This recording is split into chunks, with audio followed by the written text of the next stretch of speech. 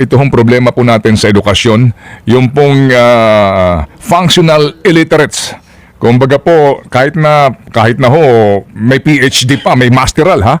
Oo, kahit na po college graduate, bay marunong hong bumasa o kaya po'y sumulat, pero hindi na iintindihan yung kanyang comprehension ng problema, di po ba? Kaya nga din po, maaaring sabihin natin na marami po sa mga ng opisyal, lalo na po siguro no, sa mga halal, yung pong hindi na iintindihan ng lubos. Hindi ko po maalala kung... Nakaikot na po kayo sa mga bundok.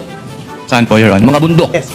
Relevant na relevant ang tanong patungkol sa pandarambong ni Sara Duterte. Hindi trabaho ng COA Auditor ang pag-akyat ng bundok.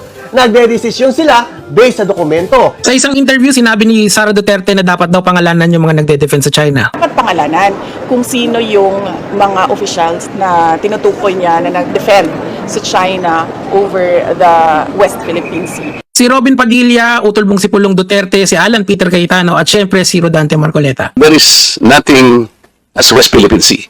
Wala po yun. That is a creation by us.